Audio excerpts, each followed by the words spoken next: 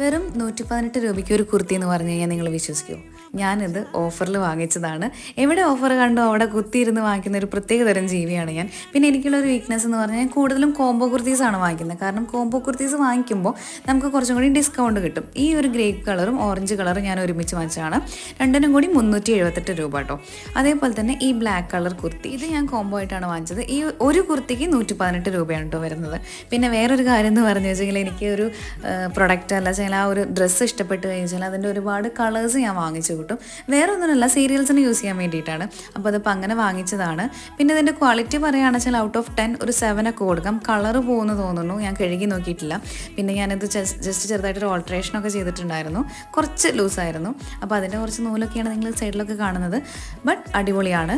ഇപ്പോഴും ഫ്ലിപ്കാർട്ടിൽ അത് അവൈലബിൾ ആണ്. ചെറിയൊരു പ്രൈസ് വേരിയേഷൻ കുറച്ച് കൂടിയിട്ടുണ്ടെന്ന് മാത്രം. ബട്ട് അധികം വലിയ റേറ്റ് ഒന്നുമില്ല. ഡീറ്റെയിൽസ് വേണ്ട ആൾക്കാർ എന്തായാലും കമൻറ്റ് ബോക്സിൽ